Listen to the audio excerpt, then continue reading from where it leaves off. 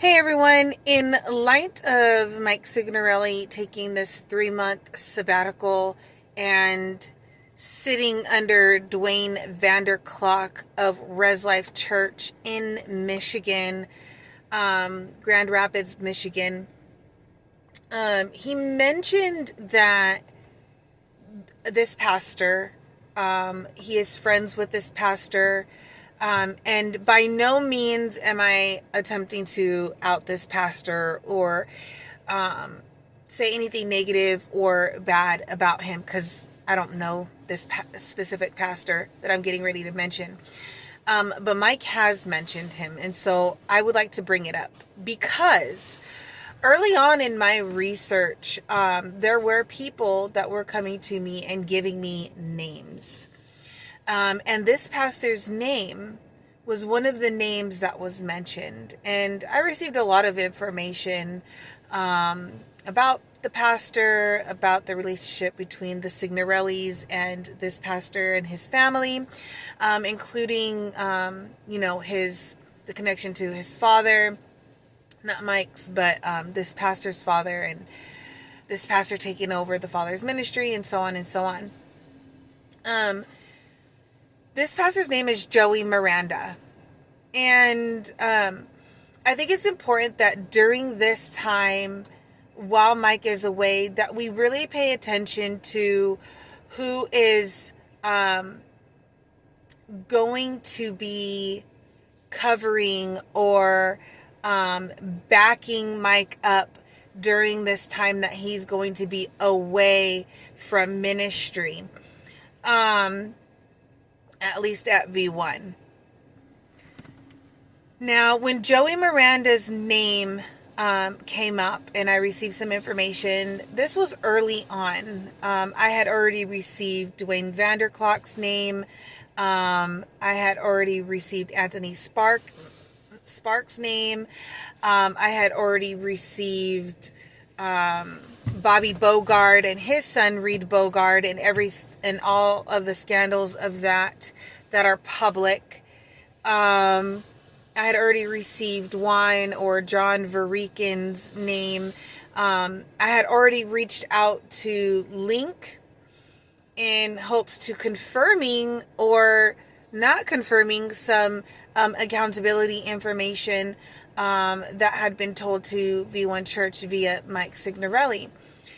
So when I got Joey Miranda's name, my intentions to reach out to him was really just to find out if he or his father was the one who ordained Mike Signorelli, because at this time, it was early on in the time when I was creating the timeline based off of the stories that Mike would tell from the platform, the stories that people remembered hearing, and even interactions with various churches and pastors during certain people's leadership times under V1 Church.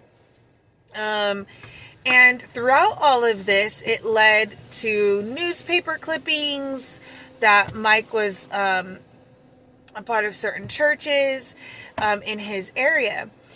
And so I was sent a link to Joey Miranda's Facebook page.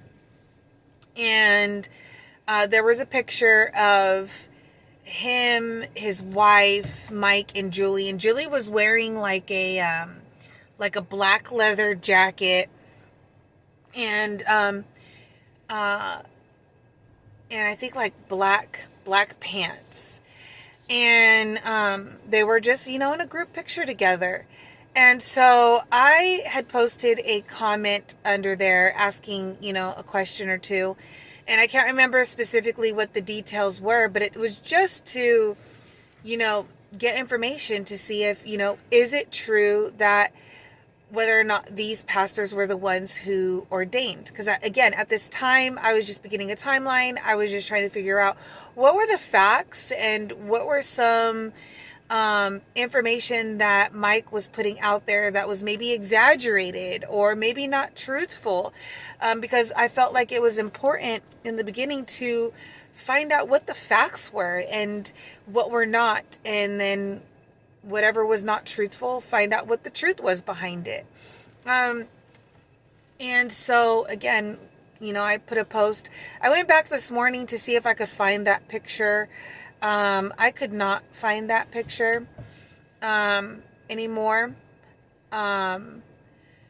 So my encouragement is that I hope that during this time that Signorelli is away from ministry under Dwayne Vanderklok, that these people really begin to ask Mike some serious questions about his teacher days and to really do their own investigation of these. Now, I'll be honest with you, after making several attempts to make contact with Link and Dwayne and Juan or John Varican and Bobby Bogard, I and even with the attempt of reaching out to this other pastor that will be speaking at V1 Church during this time that Mike is away, I am not confident in that they will do their due diligence in getting down to the bottom of this. And my thing is Mike has said that pastors act differently around him because he knows their secrets.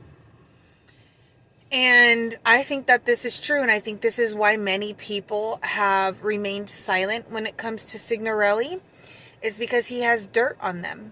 And he can blackmail them anytime that he feels necessary to do so. And these are people's lives, marriages, ministries, families on the line. But unfortunately, for these people, they have continued to link themselves to Signorelli and have not been asking, the important questions and listening to those who have been crying out about the spiritual abuse that they have experienced under the leadership of Mike Signorelli and V1 Church. During this time, I hope that they really analyze their relationship with the Signorellis and V1 Church, and that they watch our videos of the testimonies of the spiritual abuse and the abuse of power going on, and even consider the conversations surrounding Mike Signorelli's teacher days when he was Michael Signorelli. And he lived in Valparaiso, or at least was teaching at Highland High School between the years of 2008 to 2010. And also the reasoning of his resignation. Because I think what we really want is clarity. We want to know the truth with evidence, and we want to even confirm some of the lies and exaggerations that have been told to the followers and people over the years. I mean, this man has started an apostolic movement where he's going to be covering pastors. He has claimed that he is going to be starting a school.